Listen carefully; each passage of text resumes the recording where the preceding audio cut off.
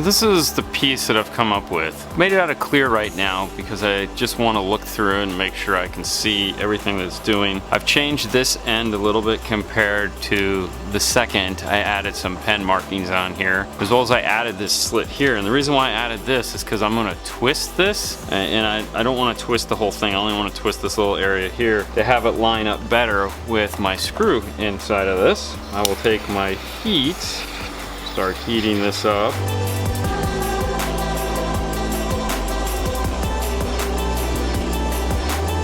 Hot enough to twist. It's kind of like lava, and it only gotta get to a certain temperature, and then it just kind of accelerates itself and gets like super pliable. Wait for that to chill. And after a couple iterations and back and forth and actually test fitting it in the car, this is what we've ended up with. It'll lock into place here, screw down. I just need to heat this up, twist it into place, and this thing will be ready to get into the car. For that, we'll be using a heat gun.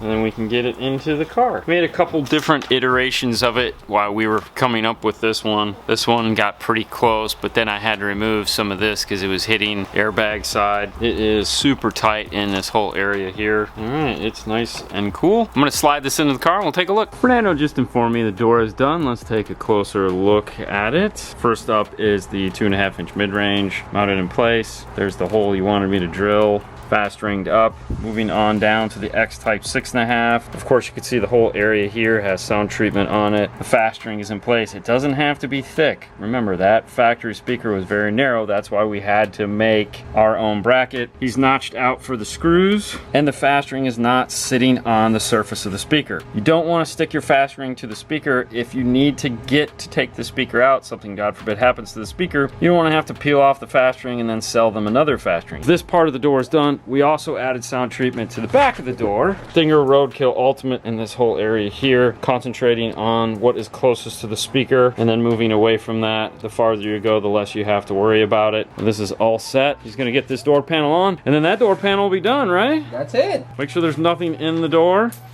There we go. I once had a Mustang door panel that had a penny stuck in it, and would just sit there and do this. That's what happened, yeah. They took it back to the dealer, couldn't figure it out. It's like, dude, it's a penny. Stop dropping coins in your doors. Don't drop coins, drop hundreds. After some fun and excitement, remembering I needed to run the Bluetooth mic to get that done, we have the tweeter in place. I'll tell you right now, these A-pillars on a Mustang are not the easiest pillars to get back in. There's a clip way up here at the front that just doesn't ever want to line up the way it's supposed to. No big deal, a little patience, some time.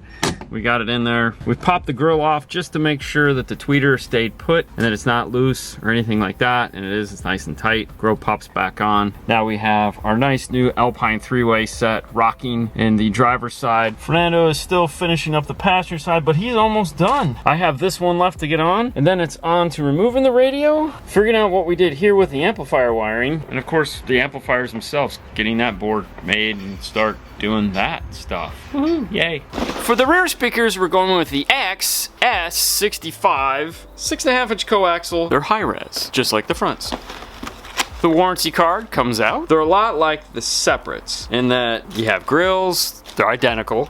You have some screws, you have the Alpine logos for the grills, and you have the two speakers themselves. And these speakers are identical, with the exception of the tweeter, to the components. And that's not that this isn't the same tweeter, it is. What I mean by that is that because it's coaxial, the tweeter's mounted in the center. Has the same basket, the same neo, the same aluminum. It is the same tweeter, same cone, same everything. It is literally a high-end coaxial version of the front speaker, which is awesome. These will be up in the rear deck. If you want to make it biampable, you can. The tweeter wire runs out of it here, so you can remove it and hook it up to two amplifiers. There is no exposed crossover, so my guess is that the bass blocker is built into the housing for the tweeter. There is enough enough room, that is for sure. From those front tweeters, there's enough room to do that. We've made brackets already for them. These will get mounted in, speakers will get attached to them, same way as we did the fronts. We'll put foam on the front and back of these. Let's get these over into the car and see how they look. Are you having fun in the back of the car? No. You sure, man? This is no fun at all. Getting the fast rings put in? Just the last piece of the puzzle. Well, what did you do back here? Nothing crazy, just one sheet. Focus on the speaker like we always do here, this side, right here in the center. We're gonna put the fast rings on the top. What are these little pieces of? Little pieces is the previous, whatever they have in here has so many holes. They have one here, here. Like you can see, it's like probably like previous Ground points underneath. ground points underneath the seat. Yeah, that makes have total another sense. over here. Don't ever ground your amps underneath your seats like this, guys. It's a really bad move. Especially next to the gas tank. Well, that's always bad. But, you know, if the ground ever gets loose, it's going to spark. And it's sitting on that plastic or foam, which is flammable. It's a good way to catch your car on fire. I know, right? What are the odds? I mean, you have plenty ground over here. You know? I know. Agreed. Right. But yeah, that's it. Just finishing this thing. Can go home. He's finished putting the rear speakers in, and there's a little bit of sound treatment left over from what we sold him. Explain to me what you're going to do. We're going to cover the trunklet. This is going to rattle. Trying to cover the most as I can. That's so nice of you. I know.